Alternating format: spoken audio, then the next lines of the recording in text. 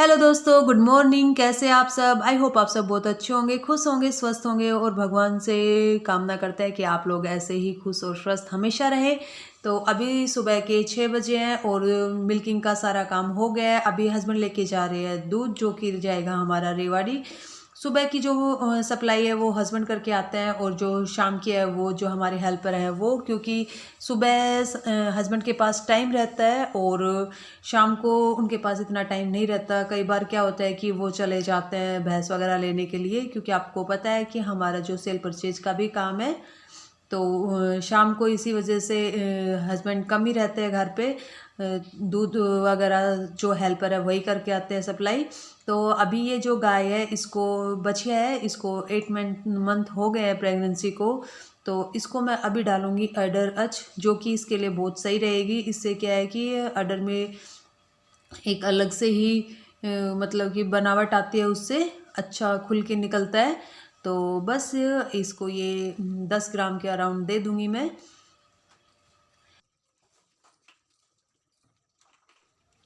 और फ्रेंड्स, चानी वगैरह करने के बाद में, गोबर उठाने के बाद में, अभी हम लोग नहलाने लग रहे हैं भैंसों को। तो आज भैंसों को नहलाएंगे हम खेल के पानी से, क्योंकि समरसीबल नहीं चल रही हमारी, आज लाइट नहीं है इस वजह से। तो जब लाइट नहीं रहती, जब हम ऐसे हाथ से भी नहला देते हैं, और हाथों से नहलाने से ज़्यादा अच्छा है पशु के लिए, क्योंकि समरसीबल से तो क्या है, प्रेशर मारते हैं बस। और अगर हम लोग बोलते हैं तो थोड़ा रगड़ भी देते हैं, वरना नहीं भी रगड़ते। और अगर हाथ से नहलाते हैं तो क्या है कि रगड़ना तो पड़ता ही है। तो इसी तरह से मैं एक एक करके सब भैंसों को नहला दूंगी। एक जो हेल्पर है वो खोलने लग रहा है, आज दूसरे वाले की थोड़ी तबीयत खराब है इस वजह से। तो वो खोल खोल के देने लग रहा है और मैं यहाँ पे नहलाने लग रही हूँ, फिर वो बांध के आ जाता है। तो इसी तरह से मिलजुल के सारा काम कर लेते हैं हम लोग।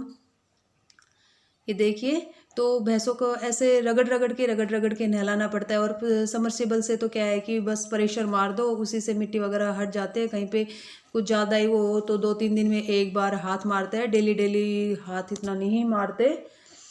तो हाथ से नहलाने से थोड़ा सही है, क्योंकि भैंस के शरीर पे एक अलग से चमक भी आती है। समरसेबल पहले नहीं थे हमारे पास में, तब हम हाथ से ही नहलाते थे। लेकिन हमारे यहाँ पे क्या है, सप्लाई का पानी आता है, तो पानी की बहुत प्रॉब्लम है। खारा पानी है जो हमारे समर में आता है, ये भी। तो खारे पानी की नहीं, सॉरी, पानी की प्रॉब्लम की वजह से हम लोगों ने समरसेबल करवाई थी। और फिर दूसरा क्या है कि हम लोगों ने पक्का भी करवा लिया था डेयरी का अंदर का। तो वो भी फिर उसके लिए भी, जैसे फर्श वगैरह धोने के लिए भी पानी चाहिए था। तो समरसेबल के पानी से ही पूर्ति हो रहा है नहाने का, और पीने का ही पानी पूरा नहीं हो रहा था। जब सप्लाई का पानी आता था उस टाइम पे, तो फर्श धोने की तो बात ही छोड़ो। इसीलिए हम लोगों ने 3 साल पहले समरसेबल करवा ली थी, क्योंकि फर्श वगैरह अच्छे से साफ़ हो जाए। और डेयरी में तो आप लोगों को पता है कितना गोबर और गंदगी कितनी हो जाती है। पशु है भाई, होगा ही ये सब, तो ये सब सोच के ही तो डेयरी का काम किया जाता है कि ये सब तो हमें फेस करना ही पड़ेगा। और घर में जब हम लोग 1-2 भैंसे रखते थे, उस टाइम पे हमारा पक्का नहीं था भैंसों का, सारा कच्चा था, मिट्टी वगैरह डालते थे।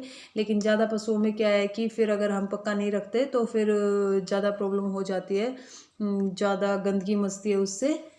तो ये देखिए, सारे भैंसों को एक एक करके ऐसे नहला देंगे। और सर्दियों में क्या है कि इनको हम लोग सरसों के तेल से मालिश भी करते हैं, 3 दिन में 4 दिन में एक बार। क्योंकि सर्दी में शरीर फट जाता है ना, और सफ़ेद सफ़ेद होने लग जाते हैं इनकी भी जो स्किन है वो। पर गर्मियों में ऐसा नहीं है, गर्मियों में तो 10-15 दिन में एक बार मार देते हैं बस। कपड़ा तेल में करके, सरसों के तेल में गीला कपड़ा करके, और फिर वो पूरे शरीर पे, तो उससे भी सही रहता है। ये देखिए। और नहलाने का तो यही है भाई, हाथों की बात थोड़ी ना रहती है। जैसे जो बात हाथ से नहलाने में होती है, वो समरसेबल से नहलाने में या प्रेशर से नहलाने में वो बात नहीं रहती। क्योंकि चाहे कितना भी कोशिश कर ले, अगर हम लोग हाथ से नहला रहे हैं तो हम उसको ज़रूर रगड़ेंगे, चाहे कितना भी वो कर ले। और समरसेबल से तो क्या है कि बस प्रेशर मार दो, अगर हल्का फुल्का रगड़ो तो रगड़ दो, वरना इतना ज़रूरी भी नहीं है, क्योंकि प्रेशर से गोबर वगैरह तो वैसे ही उतर जाता है। तो फ्रेंड्स बस इसी तरह से भी सब भैंसों को नहला लेंगे। हमारी जो भैंसें हैं ये हमारे पास लगभग मतलब भैंस और गाय टोटल मिला के दूध वाले पशु हमारे पास 15 के अराउंड लगभग एवरेज बता रही हूँ, क्योंकि कई बार 12-13 भी हो जाते हैं और कई बार 16-17 भी चले जाते हैं, क्योंकि सेल परचेज का काम है। कभी ऐसा हो जाता है कि कहीं अच्छा पशु मिल रहा है तो हम लोग ले आते हैं और हमारा जो पहले के लाए हुए पशु है वो सेल नहीं हो पाते, तो 16-17 हो जाते हैं। और कई बार ऐसा होता है कि भैंस लेके आते हैं और उसी दिन ही 2-3-4 भैंस निकल जाती है, तो उसमें 12-13 भी हो जाते हैं और नेक्स्ट डे लेने जाते हैं तो फिर वो मिलती नहीं है। तो बस ऐसा ही काम है, कभी कम कभी ज़्यादा। तो हम लोगों को भैंसों को नहलाने में कम से कम 1.25 से 1 घंटा तो लग ही जाएगा, और आज थोड़ा ज़्यादा भी लगेगा क्योंकि हाथ से नहलाने लग रहे हैं इस वजह से।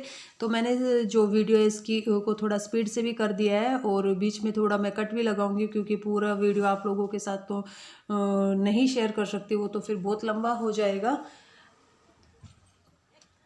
तो ये देखिए कहीं कहीं इनके टिक्स भी हो रहे हैं, तो वो भी मैं साथ साथ हाथ से नहलाने का यही फ़ायदा है। जैसे हम लोगों को कहीं पे थोड़ा बहुत कहीं टिक्स वगैरह कुछ लगते हैं तो फिर उनको भी हटा देते हैं।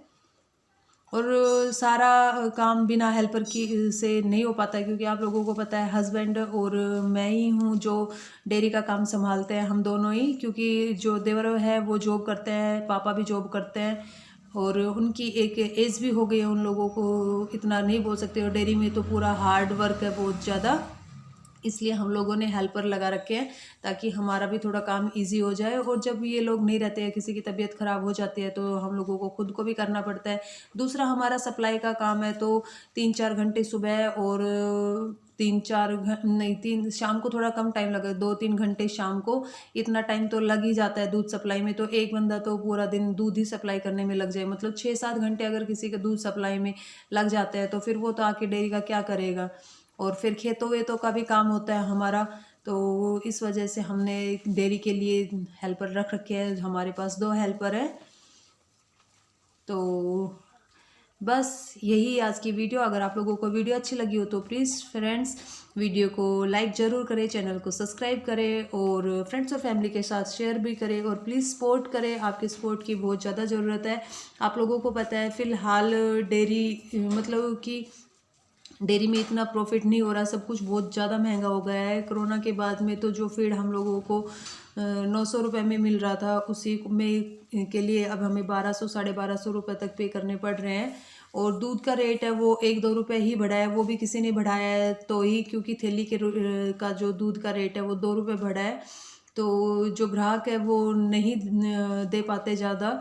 और दूध तो क्या है, डेली यूज़ की चीज़ है, अगर इसको एकदम से ज़्यादा बढ़ा देंगे तो फिर क्या खाएंगे। तो बस अभी फ़िलहाल डेयरी में कुछ खास प्रॉफिट नहीं होने लग रहा, मतलब ये है कि काम चल जाता है, इतना नहीं कि बहुत ज़्यादा कमाने लग रहे हैं। जैसे कई बोलते हैं कि इतने लाख कमाते हैं, कई बोलते हैं इतने। वैसे मैं अगर आप लोगों को बताऊं, एक सेपरेट वीडियो ही बनाऊंगी इस टॉपिक के ऊपर, तो हम लोग कितना कमाते हैं, कितना हमारा वो है। तो थोड़ा बहुत तो है कि भाई कमाई तो है, ये है कि हम लोगों के पास बस खेती का डेयरी का है, पर हमारा काम सही चल रहा है। एक 10,000 15,000 की जॉब बाहर करे उससे अच्छा है अगर आपके पास थोड़ी जगह है और खेती वेती का काम है तो यही करना ज़्यादा सही है। डेयरी भी ना करे तो भी इतनी बड़ी बात नहीं है, डेयरी ना करे, एक दो भैंसें रख ले तो उतना तो हमारी 2 भैंसों में भी बच जाएगा, क्योंकि हेल्पर वगैरह का भी चार्ज नहीं देना पड़ता उसमें। अब हमारे जो है हेल्पर है इनको भी हम लोगों को देना पड़ता है, इनका खाना पीना रहना सब हमारे ऊपर ही है। तो बस यही है। तो दूध हमारा लगभग चला जाता है, मतलब क्विंटल से ऊपर जाता है और 1.5 क्विंटल से थोड़ा कम जाता है। तो एवरेज अगर लगाऊं तो कई बार क्या होता है कि 1 क्विंटल 20 किलो के अराउंड चला जाता है, कई बार थोड़ा कम भी रह जाता है। वो ही है कि पशु अगर ज़्यादा होते हैं तो ज़्यादा चला जाता है और अगर कम रहते हैं तो कम हो जाता है। तो देखिए ये जो भैंस है ये हमारे पास काफ़ी पुरानी भैंस है, पहले की है ये हमारी भैंस।